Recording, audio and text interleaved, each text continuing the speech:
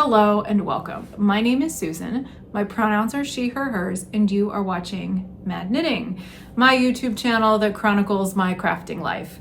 95% of that is knitting, but occasionally I dabble in other crafts like quilting or sewing or handwork. And I also talk about other things on my mind, like what's going on in the world or what I am reading. You can find me online as madtownmama on Ravelry and Bluesky, and madtown_mama on Instagram. I am still on Instagram, at least for now, although Meta is evil. I was just reading recently about how they're like scraping all of this copyright content to use for AI and like not paying for it or acknowledging creators or anything. And that's the world we live in. I live in Madison, Wisconsin with my family. I've been married for over 20 years to the same guy. He's a great guy. We have 2 children, a son in college and a daughter still in high school. I don't share a lot of personal details about my life. I am very open about how I feel about things, but you know, for the sake of privacy of my family, I don't like share their names or, you know, details about what they're doing and what's going on, because that's their business and not mine to share, right? Let's see, it is early April in 2025. I live in Madison, Wisconsin, and it's been quite a week here. As you may know, if you're watching this close to the time that I release it, we had a big election here this week, and mostly it went the way we needed it to. The big important items on the ticket, thankfully, went the way that I was hoping. So, in short, a pathetic tech billionaire from South Africa who is trying to run our country tried to buy off our election, and he was not able to. Our Supreme Court race went to Susan Crawford by a healthy margin, and that was a huge relief because like a lot is at stake there, like reproductive rights, fair maps, you know, fair election maps, voting rights, all kinds of stuff. Anyway, I'm mostly here to talk about knitting, so let's do that. So my first finished object is this sweater that I am wearing. I did finish it and I'm so happy with it. If you've been following me for the last few months, 6-7 months, you'll know that I like started this sweater, put it down, started it up again, ripped it out, did a whole new pattern, and I am finally happy with the result. So this is the Community Cardi by Alicia Plummer. It's got this really nice, I guess it's like a waffle stitch pattern all over. It's a top-down raglan. So you start at the neck and do increases along the sleeves and the neckline. It's got a very deep V-neck in the front, so I'm calling it finished even though I haven't sewed any buttons on yet, but the topmost buttonhole is all the way down here, so it would close here. There are side pockets, which are very comfy. It feels really good to put my hands in these pockets and just sort of hang them there. My phone even fits in there. These were kind of a trick to knit because I had never done pockets this way before. I've done patch pockets and then the kind where you'll put some stitches on hold and have the opening at the top, but never this way. So that was an interesting facet of making this sweater. The yarn I used, I'm gonna tell you about that next. I bought it a year ago around this time in New Zealand. We took a family trip there, like the end of last March through early April. It was amazing and fantastic. I did bring home souvenir yarn, and I really wanted to get at least one sweater done out of the yarn that I bought in time, like for the 1-year anniversary of that trip. Not that we're celebrating it, but just, I've been thinking about it a lot because it was a year ago. So we went to this, I don't know, we were in this small town on the South Island, and I went to a gift shop that had yarn. And one of the brands they were selling was this Naturally brand. This is DK weight. It came in 150 gram skeins. So there was over 300 yards per skein. Pretty hefty, pretty hefty.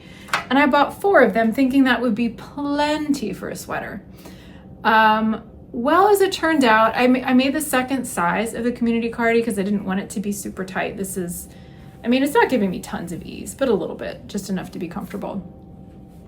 But as I was knitting along and as I saw how I was using up the yarn, I did come to understand that I was probably not going to have enough for the big shawl collar with short rows, which at first I was disappointed about, but then decided it wasn't really that big of a deal. And now that I see how it fits on me with it all done, I'm kind of glad I didn't do that big collar, because I find that with these more open necklines, if I try to do like a shawl collar, it'll just sort of flip in, and I didn't want that. I really wanted something that would fold.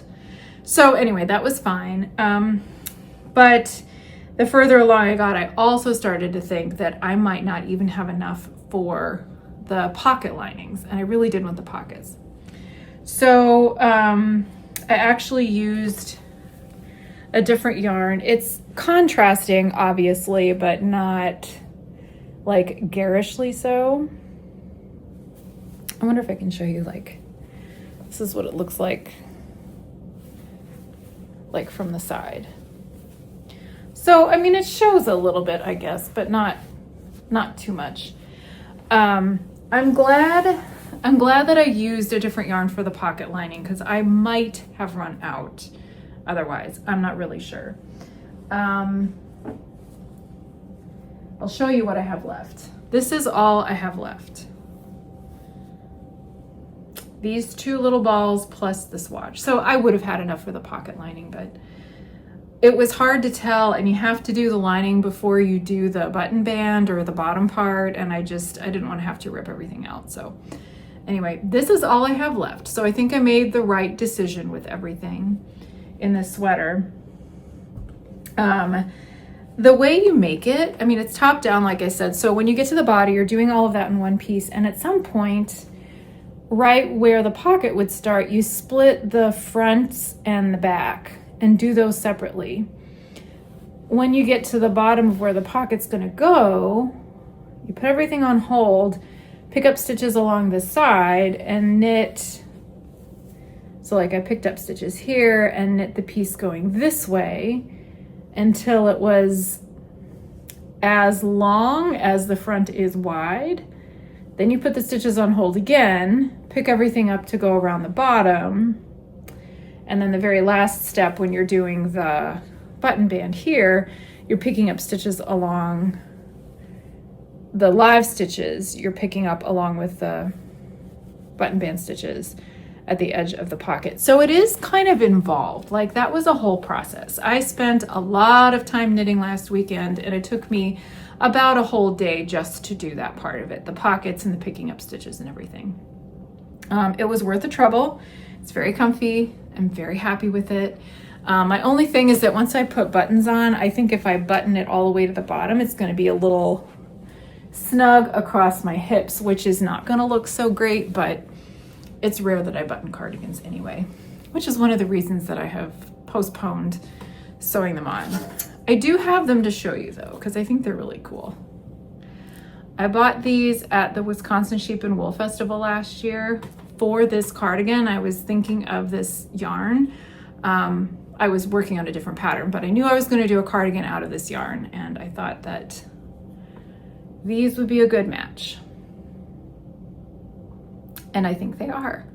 There was a seller who had a bunch of like vintage and secondhand buttons, and it was so cool because they were arranged by color. So she had these big tubs and you could just see them all like in rainbow order, and it was just so satisfying and visually appealing to see all of those buttons. And of course there were a bunch of neutrals, so there were blacks and grays and browns and whites and tan, and then like I said, the colors of the rainbow, and it was just neat.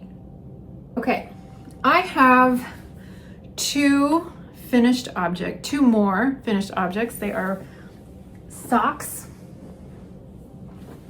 Let's start with the Kamalanomenon socks because I have showed these an absurd amount of times on this channel.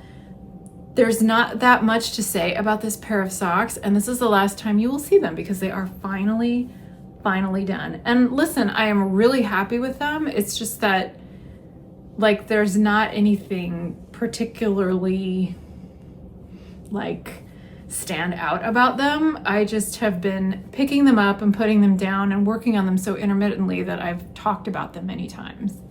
But they are finally done. I think they're beautiful. I think the recipient is really going to like them. They're a birthday present for someone. Done well ahead of time. So for posterity's sake, I won't drag you through the boring details, but I will just tell you the basics. This is what's left. This yarn is Wisco sock from Ewetopia, also purchased at the Wisconsin Sheep and Wool Festival last year.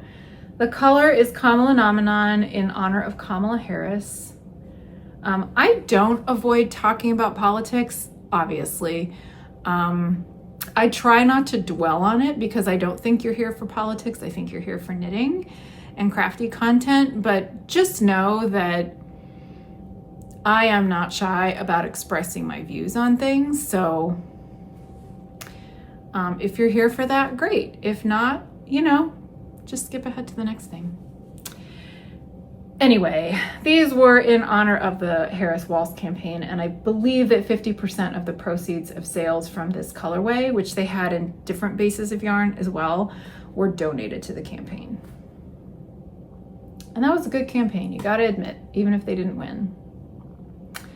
Anyway, these are simple socks. I cast on 66 stitches and I did 1 by 1 rib for the cuff. Continued in garter rib down the leg. What I like about having an even number of stitches that's not divisible by 4 is that you get, when you divide them in half for the heel, you have an odd number of stitches, which means you can have a totally symmetrical heel flap and continue that line of knit stitches all the way down. I hope that made sense. Anyway, they are very nice socks.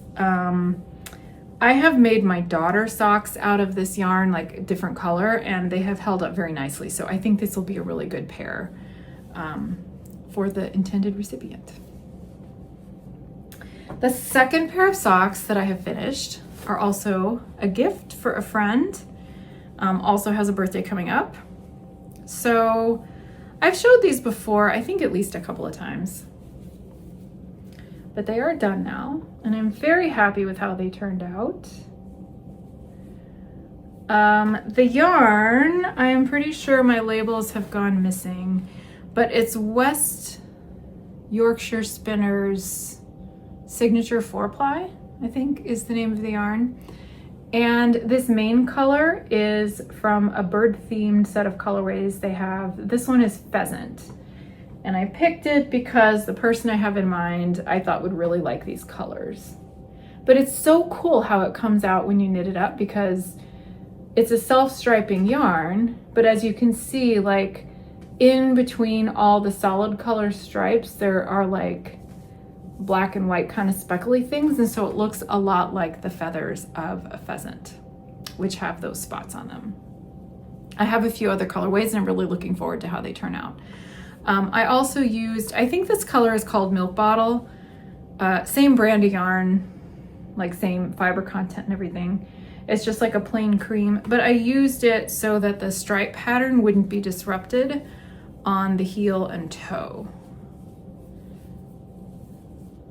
So I didn't cut it in or anything, I just like worked a garter stitch short row heel when I got there, which I very much like. I like the texture. I think it's nice and squishy. And then I did it for the toe as well, partly to keep the stripe sequence from getting distorted, and also because like this is pretty bright actually next to the rest of the yarn, and I just thought having it on the toe as well would help balance it out.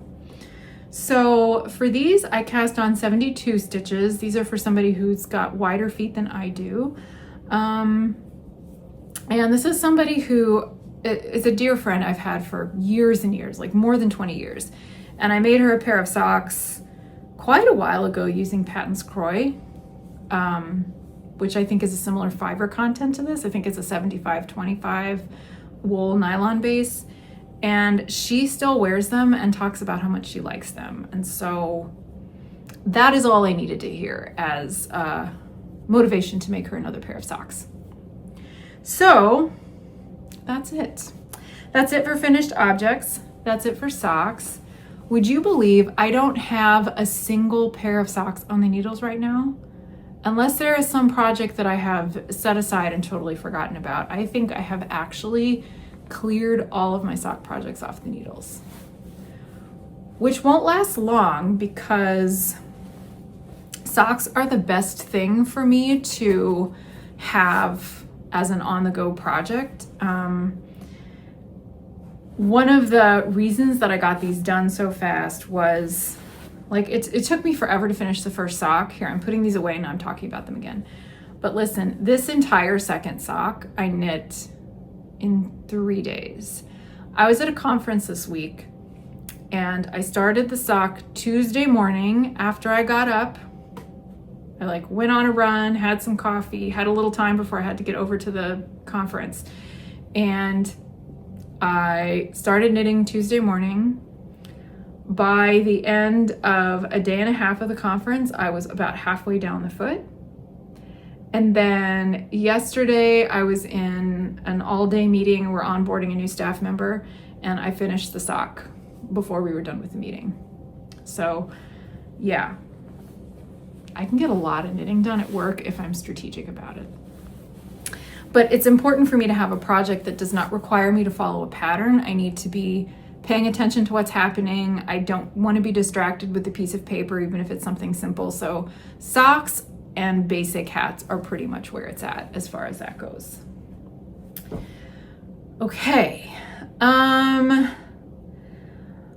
might have started another sock project by now, except that I've been mulling over a couple of designs in my head, which I have made already and showed on this channel, but have just not been ready to write up into a pattern because I haven't really been sure how to approach like tech editing and test knitting. I'm not really ready to talk more about that yet, but I am starting to formulate a plan. And I'm thinking that at least one pair of socks I cast on next should be one of those projects so that I can write up the pattern proper. Which is one reason I haven't started yet, because that will take a little more planning and thinking. But in the meantime, I've got lots of sock yarn, including many, like self-striping or wildly variegated sock yarns that really are most appropriate for basic vanilla socks. So maybe I'll just pick out one of those and get something started so that I have something to have in my hands during all these work meetings and Zoom meetings and stuff that I have. I have 2 works in progress to show you though. I've been finishing a lot and trying not to let the, cast-ons get too out of control. This one, I don't think I had started it before my last episode though. I wanted a simple project and I was getting a little burnt out on having so many socks on the needles. So I started a shawl. It's a pretty simple one.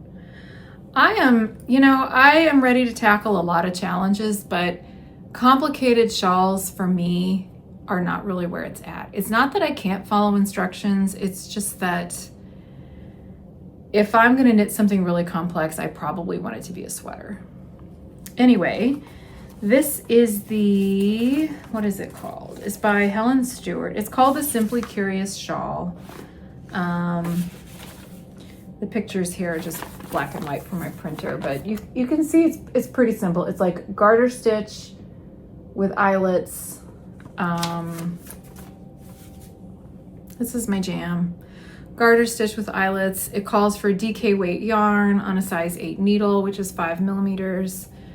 And it's pretty mindless. I mean, I am following the pattern closely because Helen Stewart has this brilliant method of writing out row by row instructions with a checklist. So every row you knit, you can check it off, and she has stitch counts for every single one, so you can check and see that you're on track.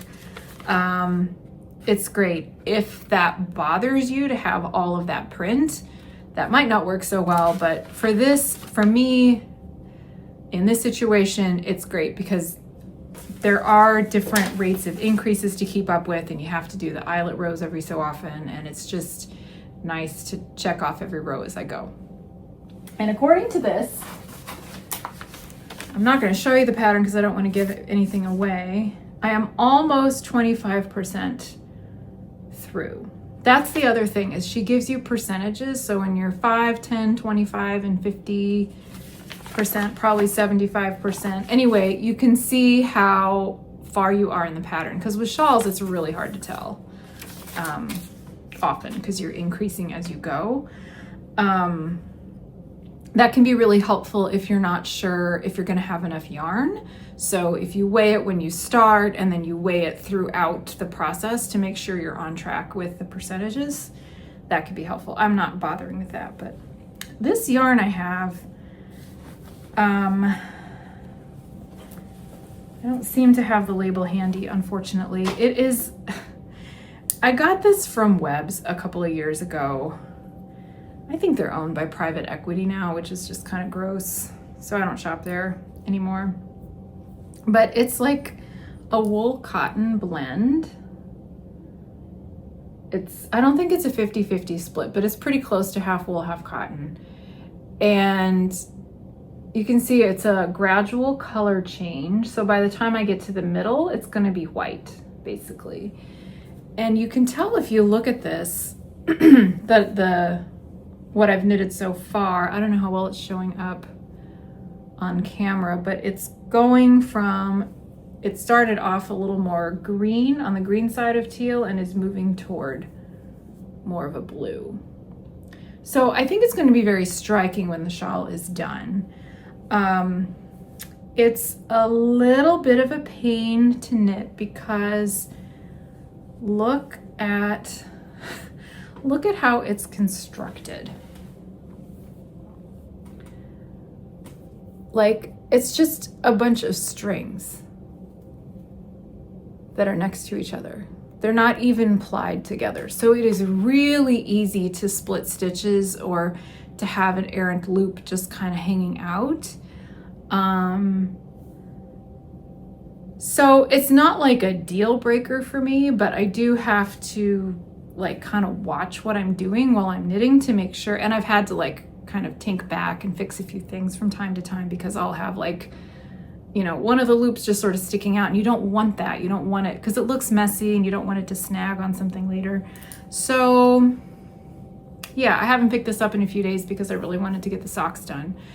But it's good meeting knitting when I am not out and about. Like if I can keep the chart out of sight during a Zoom meeting and just sort of subtly check off the rows as I go, that works pretty well. But this wasn't a good conference thing. Like I brought it along and didn't knit on it at all because I didn't want to like have my instructions out and make it look like I wasn't paying attention at all to the speakers. So anyway, that's a work in progress. My second and final work in progress is so fun. I'm knitting another sunshine sweater. This is a pattern by Tin Can Knits. I made one for my older niece for her birthday, which was just a few weeks ago. And she loves it. I've already gotten a picture texted to me of her wearing it. So of course I am making a second one for her younger sister, whose birthday is at the end of May. And I'm using a different color palette. This is just screaming tropical to me, and I am enjoying it so much. So Sunshine is a pattern by Tin Can Knits. Maybe I said that.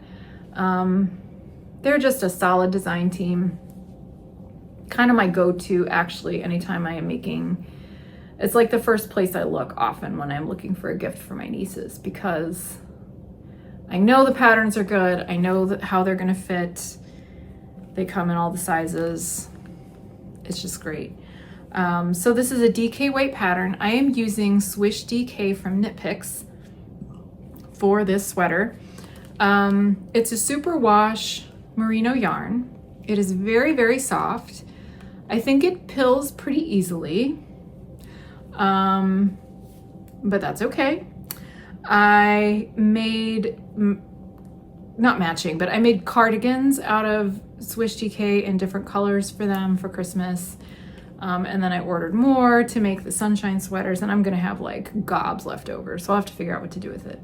The main color is this pale aqua. This is the same color that I used for the main color for the sweater I made for the older niece. It's called Wonderland Heather. But the contrast colors are quite different. So this little girl really loves hot pink, bright pink. So I'm leaning into that for her. So this is the color Crush. This is what I made her Christmas sweater out of. So this is the contrast color I'm using kind of near the neckline, and then as I get to the bottom of the color work here. I also have the color Throne, which is a darker magenta. You can see that I used it as I got to the middle. For the lighter contrast, I am using both white, and I think this light pink is called Frosting. And then for this middle streak, I am really happy with how this looks with the rest of them. This is the color, oh, this says Throne, but I think that's the wrong color. I think this is Clementine. Anyway, it's obviously an orange color, so it clashes a little bit with the pink, but in a fun tropical way, at least in my opinion. I think I mentioned in my previous episode that I had hoped that the orange, when I ordered it, I had hoped it would be brighter, but it still works. It still works pretty well with the color work. So I have just a couple of rounds of color work to go. I will be using Crush, this hot pink, with the Wonderland Heather, and then I'll just be doing this, you know, just the plain color for the rest of it. The first sweater I made, I just did short sleeves. I'm gonna do that with this one too, because I think it will be wearable for more of the seasons, because my nieces live in Virginia, and it's just a lot of fun. I'm sure that I'll have made a lot of progress on this by the time I get to my next episode. I think that is all I have to share with you today. Thank you so much for joining me. I will see you next time. Bye-bye.